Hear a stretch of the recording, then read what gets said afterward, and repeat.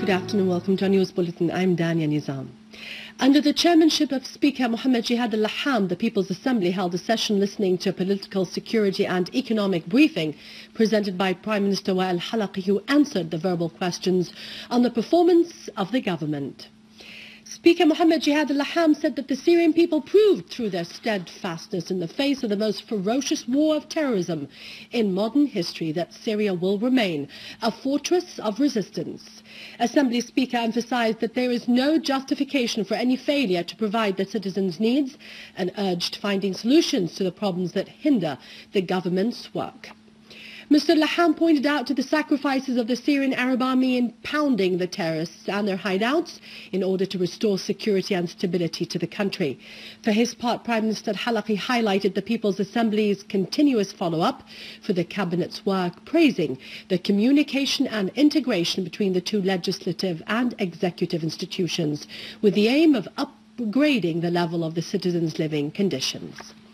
Prime Minister al-Lattakia expressed appreciation for the People's Assembly's role in activating the sincere efforts exerted on the national, regional and international levels to monitor the performance of the government and to amend the defects. The Prime Minister also praised the distinguished role of the National Reconciliation Committee in accomplishing many achievements across the country.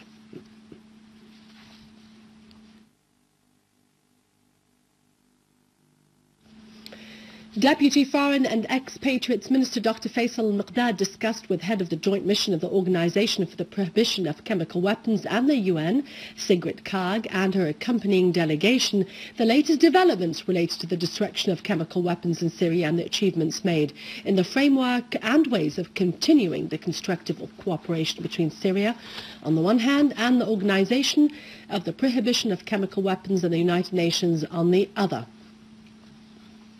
Mikhdad stressed that in spite of Syria's commitment to the implementation of its obligations with what it is related to the destruction of chemical weapons, some countries are trying to politicize, provide help and support to armed terrorist groups who are committing crimes against the nation and the people of Syria. For her part, Kaag praised the Syrian cooperation with the joint mission for what has been accomplished so far in the framework of the implementation of Syria's obligations.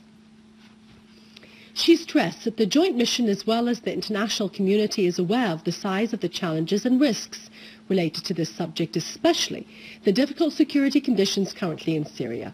The head of the joint mission expressed her satisfaction and appreciation for the cooperation with the Syrian authorities to accomplish the mutual goal.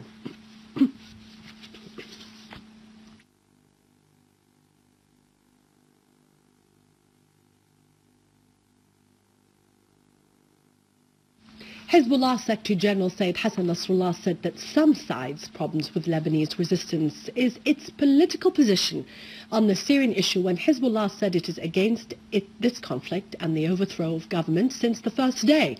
And the problem is not due to Hezbollah's military intervention, which came after everyone else had interfered in the crisis in Syria. In a televised speech at the launch of the Jabal Amil Culture and Literature Forum in Ain Natha, Sayyid Nasrallah said the party's rejection of the plot against Syria made the war in Syria target the party, adding the resistance did not bow down to the plot because it considers what is happening to be strategic and serious challenges for Syria, the resistance, Lebanon, Palestine and the region. He said the position of the party was political at first before terrorists moved into areas few hundred meters away from the holy shrine of Sayyida Zainab, which is when the resistance interfered to prevent them from demolishing the shrine. He added the Turkish government speaks of a shrine of the forebearer of the Ottomans whose name is not known to most of Muslims, and it considers it a Turkish right to interfere militarily in Syria to protect the shrine. He highlighted that the Syrian leadership has welcomed dialogue and expressed readiness to carry out reforms since the beginning of the crisis, but no one was willing to discuss the political solution. He called upon the sides which are interfering in Syria, be them Arab countries or Lebanese parties, to comprehend what is happening in Syria, and that will expose all the region to the dangers of terrorism. وأما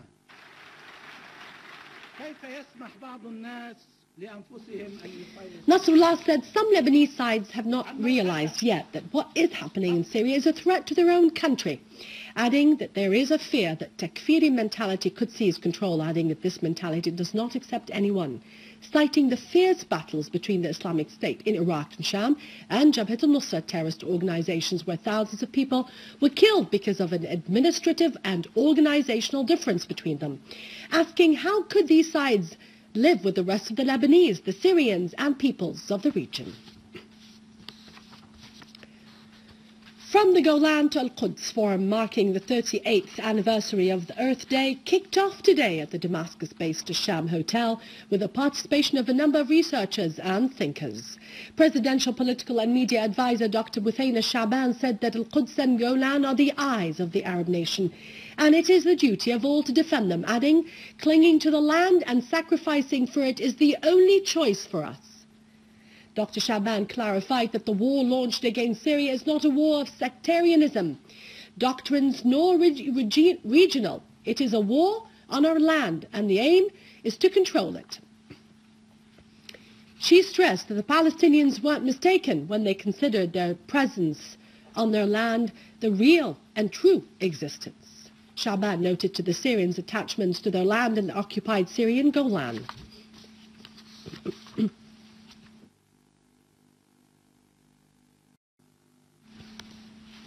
In Lattakia, northern countryside, army units have made further progress and destroyed a den used by the terrorists along with their vehicles and weapons in the Jabal al-Qabir area, eliminating all the terrorists.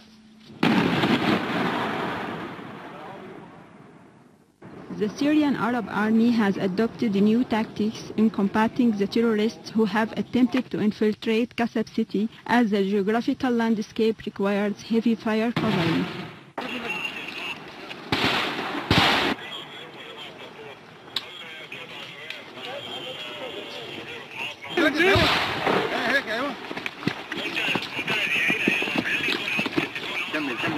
Controlling the strategic hills has given the Syrian army the advantage of uncovering the whole area and its surrounding, which deprived the terrorists of maneuvering despite the heavy fire covering from the Turkish side.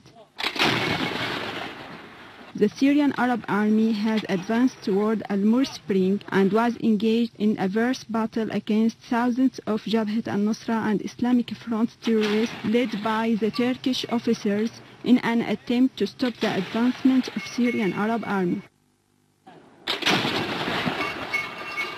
Moreover, the Syrian Arab Army and forces of national defense have managed to cut off roads that supply the terrorists along the Syrian-Turkish borders and eliminated the terrorist gathering in Al-Qantara, al-Kouz Mountain and Beit Ablak.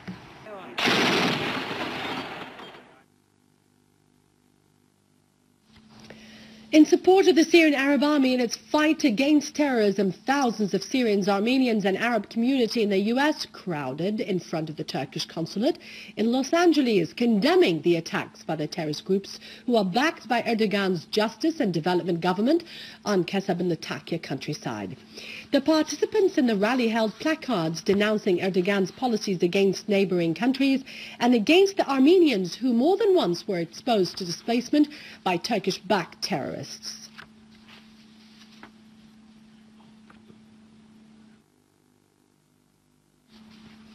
The Syrian Arab Army units restored stability and security to the two towns of Ras Marra and Fleita in the Qalamoun area. The army units eliminated a number of terrorists in a series of operations carried out against their gatherings in several areas in Damascus countryside.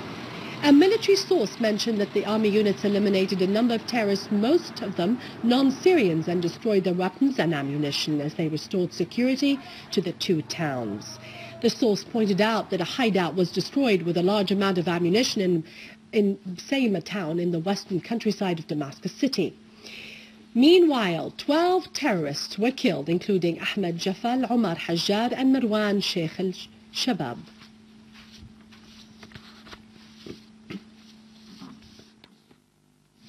In Damascus, security forces seized a number of explosive devices of different weights and shapes that were hidden in sewage systems in Shurur neighborhood near the graveyard of Bab al-Saghir in order to be used in terrorist attacks against the citizens.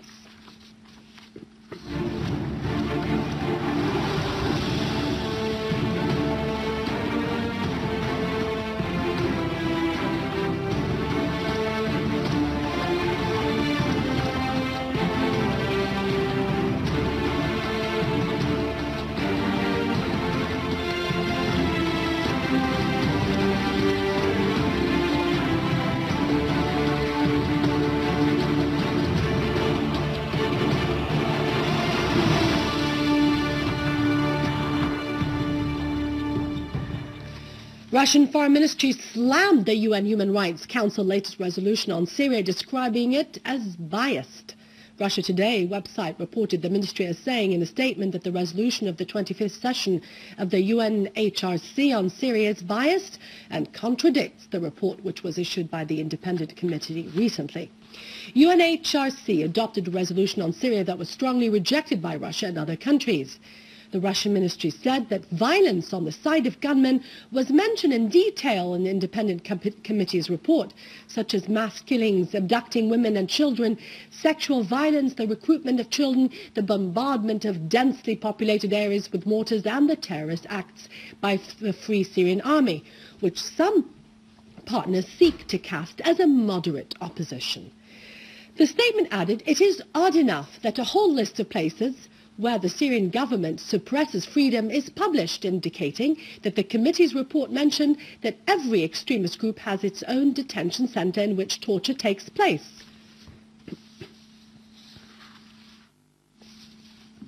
The files of 500 citizens in al-Sanamain city in the northern countryside of Daraa were settled in presence of Syria's Grand Mufti Ahmed Badruddin Hassoun. In a speech, Hassoun called the persons whose files were settled to support the Syrian Arab Army to put an end to terrorism in the country, adding that holy jihad should be on the Palestinian and Golan lands. He said that the US and its tools in the region aim at destroying Syria, highlighting that many of those who called for false revolution are in five-star hotels in Jordan, the Gulf states and Turkey, at a time in which mercenaries came to fight in Syria from 80 countries. For his part, Daraa's governor, Mohammed Khalid Hannous, called upon all Daraa's locals to be partners in defending the country, adding that al-Sanamain was one of the first areas which witnessed reconciliation processes in the province. In turn, head of the National Reconciliation Committee in Sanamain City, Abdullah al-Hamed, said that settling the files of the aforementioned persons is a preface to a comprehensive reconciliation process. The total number of persons whose files were settled in al-Sanamain reached 1,200 persons so far.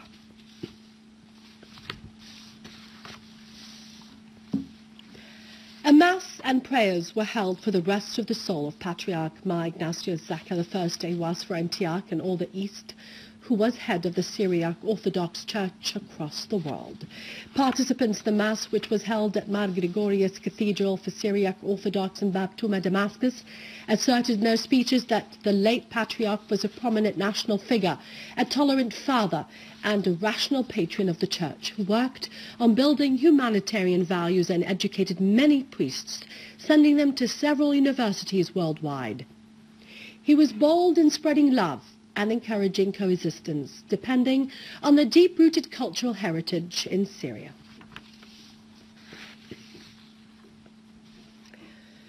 Turkish citizens have headed for the ballot boxes to vote in the deceived municipal elections that would determine the political future of the Turkish Prime Minister Recep Tayyip Erdogan and his party Justice and Development, amid the unfolding corruption scandals that have disclosed the involvement of many officials who are close to Erdogan.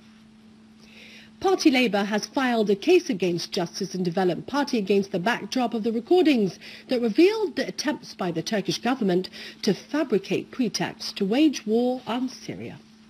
Aydın Leak newspaper has quoted a source at the Labour Party as saying that Erdogan had known about the meeting and its content, adding that he instructed those who took part in the meeting by phone. The Labour Party has demanded to bring those involved in the scandal to justice on charges of provocation and committing crimes against the state. With this, we end our news for today. Thank you for watching us. For more details about Syria and the region, you can always view this bulletin again on syriaonline.sy. After the break, it's over to Vani with our economic and business news. God bless you and long live Syria.